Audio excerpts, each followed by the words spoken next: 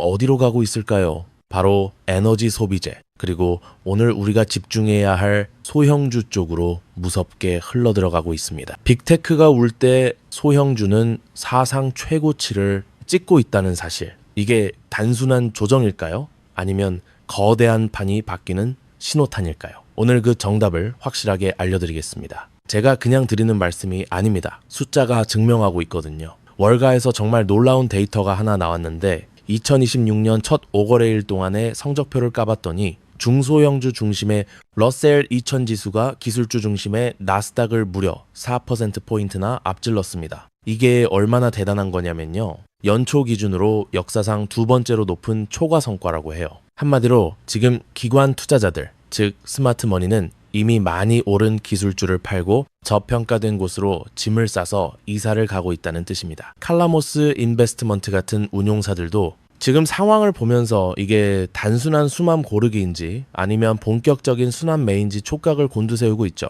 하지만 데이터는 말해주고 있습니다. 지금은 편식할 때가 아니라 골고루 먹어야 할 때라는 걸 말이죠. 그렇다면 돈은 구체적으로 어디로 쏠리고 있을까요? 첫 번째 주인공은 바로 방산주입니다. 트럼프 행정부가 국방비 증액 계획을 발표하면서 관련 주식들이 그야말로 불을 뿜고 있어요. 물론 에버코어 같은 곳에서는 의회 동의 없이 이 정도 돈을 쓰는 건 무리라고 냉정하게 평가하기도 합니다. 하지만 주식시장은 꿈을 먹고 자라잖아요. 대통령이 직접 국방비를 늘리겠다고 선언한 것만으로도 이 섹터에는 엄청난 정책적 모멘텀이 생긴 겁니다. 향후 예산 편성 과정에서 잡음은 있겠지만 방향성 자체는 위쪽을 가리키고 있다는 게 핵심입니다. 정책이 밀어주는 섹터에 맞서지 말라는 격언 다들 기억하시죠? 지금 방산주를 눈여겨봐야 하는 이유가 바로 여기에 있습니다. 자, 그럼 우리의 영원한 테마 AI는 이제 끝난 걸까요? 절대 아닙니다. 다만 게임의 법칙이 바뀌었어요. B. 라일리 웰스의 아트 오건이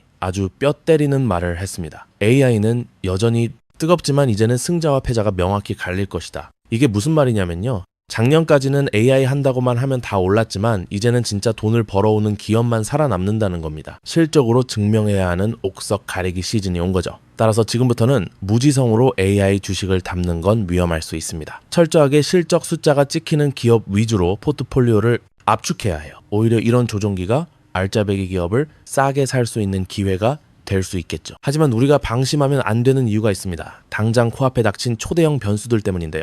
그 첫 번째는 바로 오늘 밤 발표될 12월 비농업 고용보고서입니다. 이게 왜 중요하냐면 셧다운 이후에 처음 나오는 제대로 된 신뢰도 높은 지표라서 그렇습니다. 시장이 이 숫자에 엄청나게 예민하게 반응할 거예요. 고용이 너무 뜨거워도 문제고 너무 식어도 문제라서 투자자들의 눈치 싸움이 치열할 겁니다. 섣불리 예측해서 베팅하기보다는 발표되는 수치를 확인하고 대응하는 게 훨씬 안전한 전략이겠죠. 오늘 밤 시장 변동성이 꽤 클 수 있으니 안전벨트 꽉 매셔야 합니다. 여기서 끝이 아닙니다. 또 하나의 큰 산이 남아있죠. 바로 대법원의 관세 판결입니다. 작년에 부과된 관세가 합법이냐 아니냐를 따지는 건데 금요일에 선고가 예정돼 있습니다. 이게 결과가 어떻게 나오느냐에 따라 무역 관련주들이 롤러코스터를 탈 수 있어요. 시장에서는 이번 판결을 해당 관세 조치에 대한 첫 번째 법적 판단이라며 아주 중요하게 보고 있습니다. 앞서 말씀드린 고용보고서와 이 판결 두 가지 이벤트가 겹치는 이번 주말이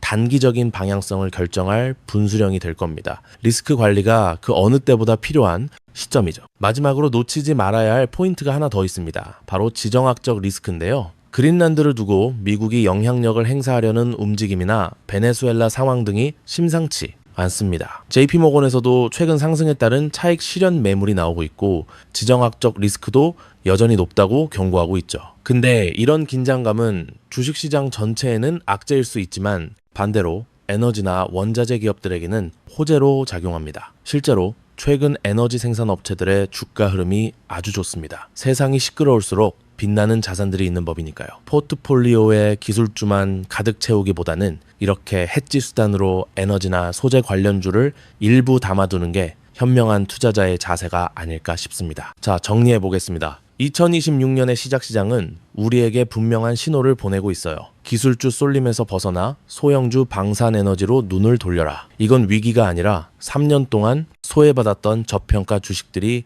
날아오를 수 있는 엄청난 기회입니다. 지금 당장 내 계좌를 한번 점검해 보세요. 너무 빅테크에만 몰빵되어 있지는 않은지 말이죠. 시장의 거대한 자금, 흐름에 올라타면 수익은 자연스럽게 따라옵니다. 올해도 여러분의 투자가 대박 나길 기원하면서 오늘 분석은 여기서 마치겠습니다. 감사합니다. 2026년 새해 시작부터 시장 분위기가 심상치 않아요. 그동안 우리 계좌를 든든하게 지켜줬던 엔비디아나 애플 같은 빅테크 친구들이 요즘 힘을 못 쓰고 있죠. 실제로 나스닥은 3거래일 연속 하락하면서 숨을 고르는 모습입니다. 그런데 이게 다가 아니에요. 시장이 죽은 게 아니라 돈이 이동하고 있다는 게 중요합니다. 기술주에서 빠져나온 그 엄청난 자금들이 지금 어디로 가고 있을까요? 바로 에너지 소비재, 그리고 오늘 우리가 집중해야 할 소형주 쪽으로 무섭게 흘러들어가고 있습니다. 빅테크가 울 때 소형주는 사상 최고치를 찍고 있다는 사실. 이게 단순한 조정일까요? 아니면 거대한 판이 바뀌는 신호탄일까요? 오늘 그 정답을 확실하게 알려드리겠습니다. 제가 그냥 드리는 말씀이 아닙니다. 숫자가 증명하고 있거든요. 월가에서 정말 놀라운 데이터가 하나 나왔는데